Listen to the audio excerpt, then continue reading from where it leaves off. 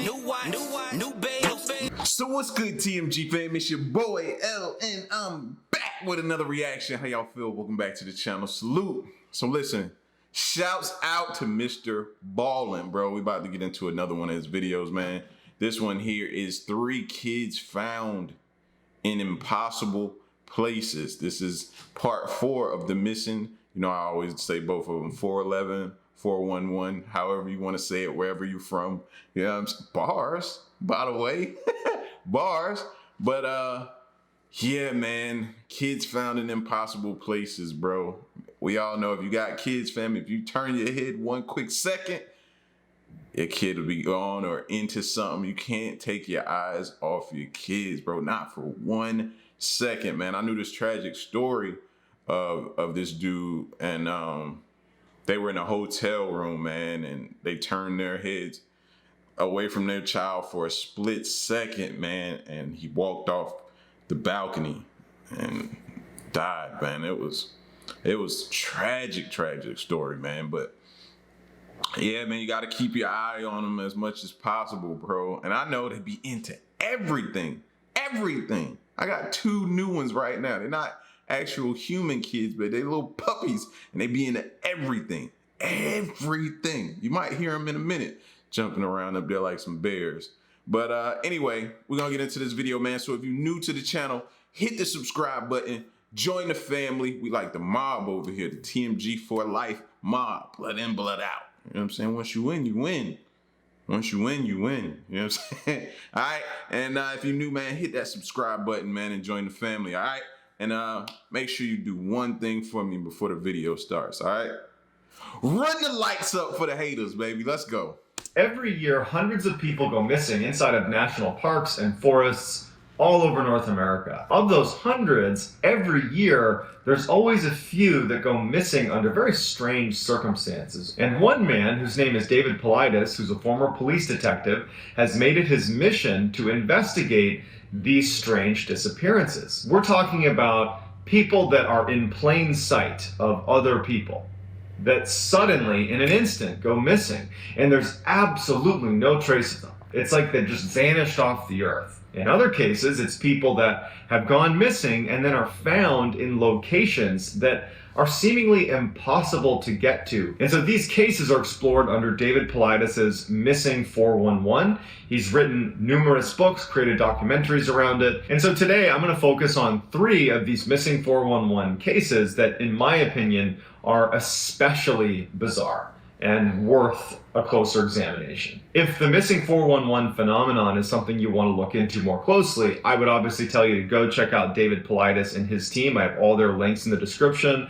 But you can also just go to one of my playlists. It's just called Missing 411, and I put any episode that I do about Missing 411 in that playlist. And so far, this is the 4th. And if you are a fan of the strange, dark, and mysterious delivered in story format, then you come to the right channel, because that's all I do on this channel. And I upload 3 to 4, even 5 times every week. So if that's something that you're interested in, I would encourage you to gently mule kick the like button, and then subscribe to my channel and turn on all notifications so you don't miss any of those awesome weekly uploads. All right, let's get into today's stories.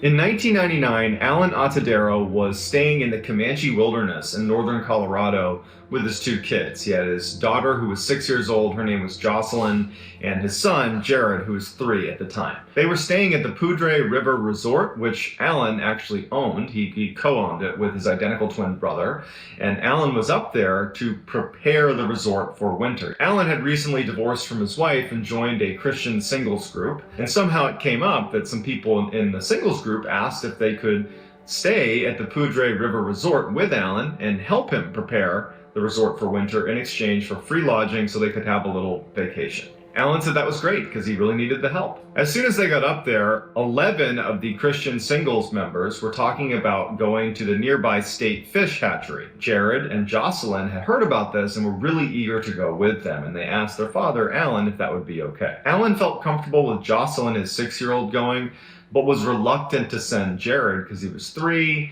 was worried that he would lag behind, and was just generally reluctant to send his youngest.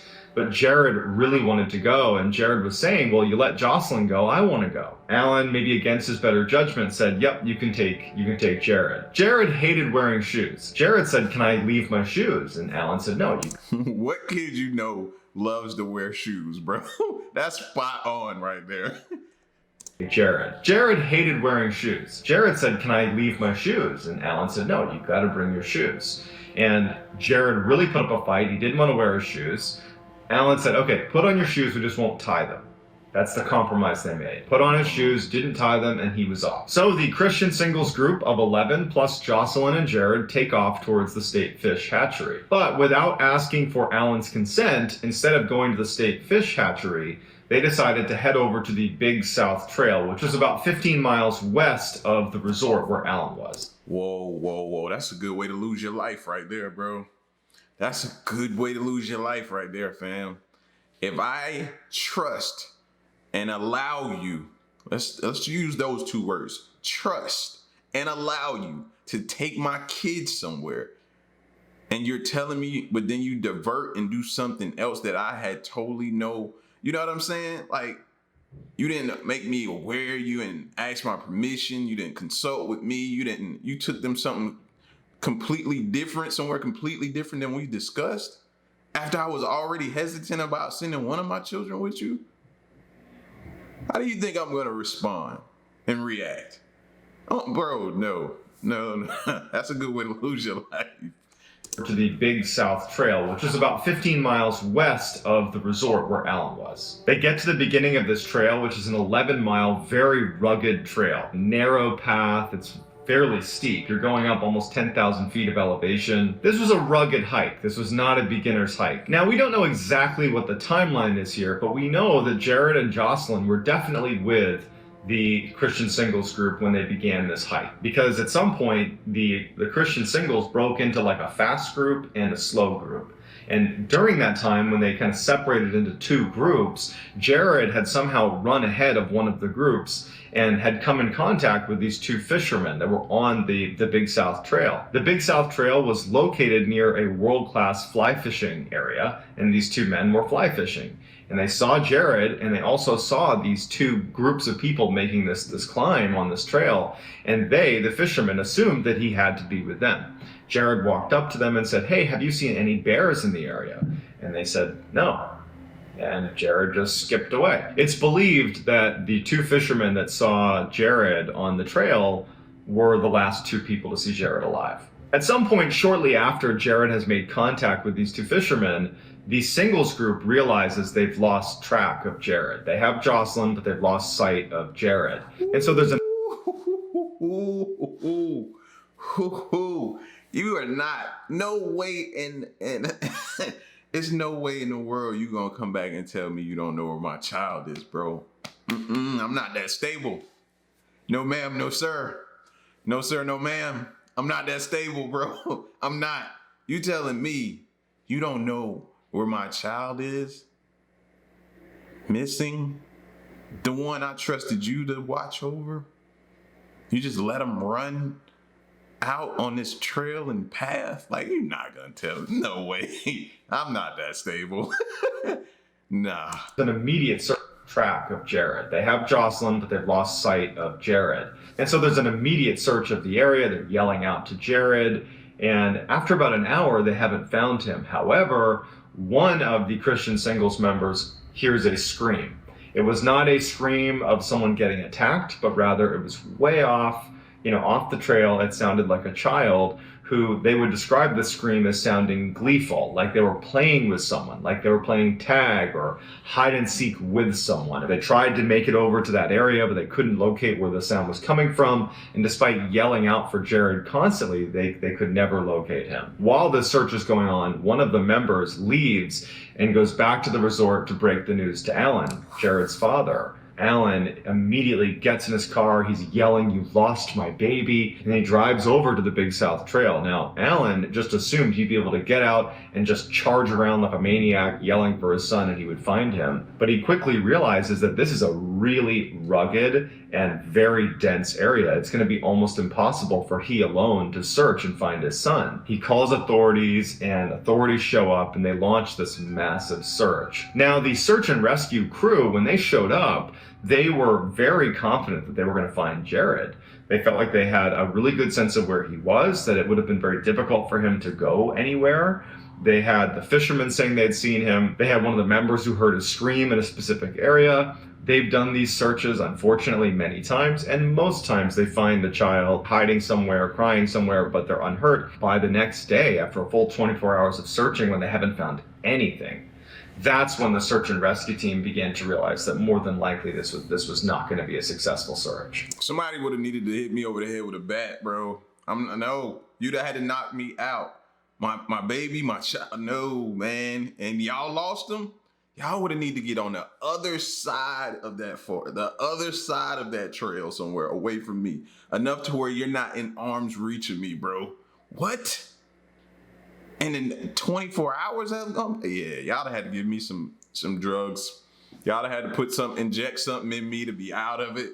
And when I came back to, somebody would have been handing me my child, or somebody would have been losing it. Like, not that stable. Not that stable. Now, the search would go on for a week. It was a very chaotic search.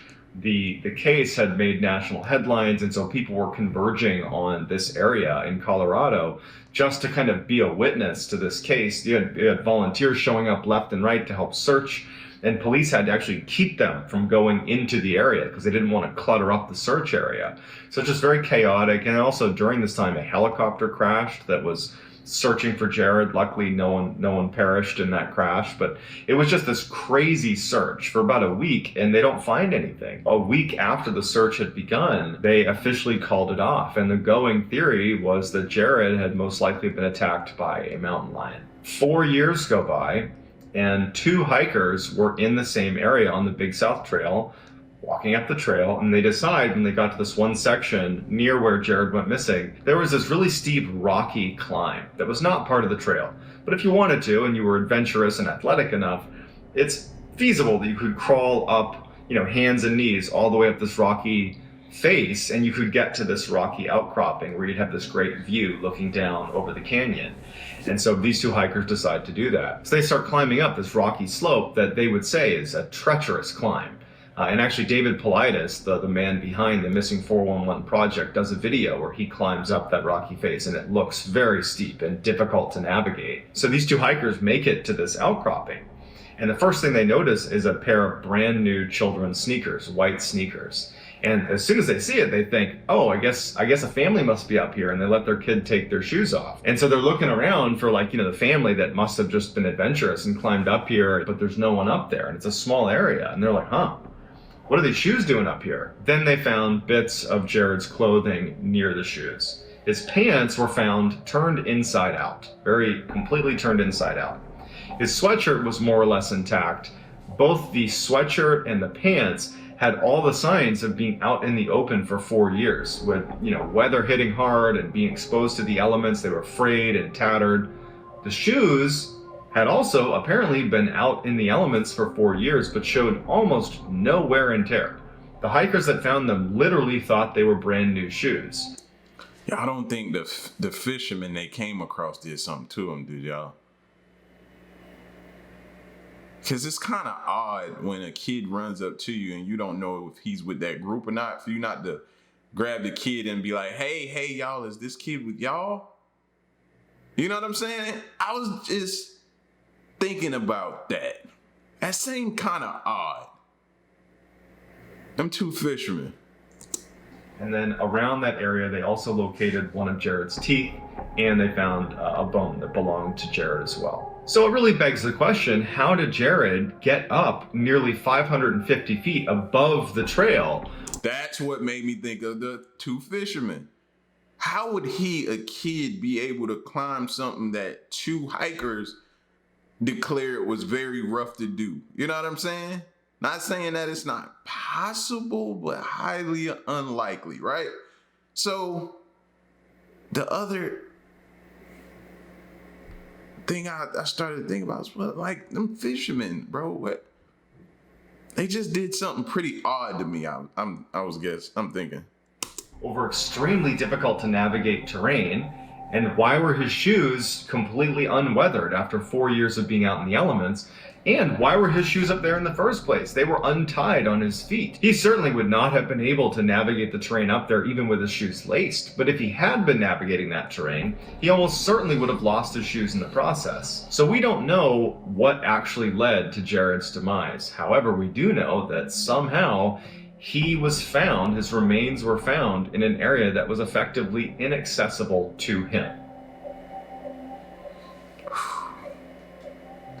In July of 1938, the Beilharz family decided to go camping deep in the Rocky Mountains. Now, the Beilharz family was a huge family. They had 10 kids, including Alfred, who was a 4-year-old boy. One of the days they were camping, they decided to go on a hike to a great fishing spot.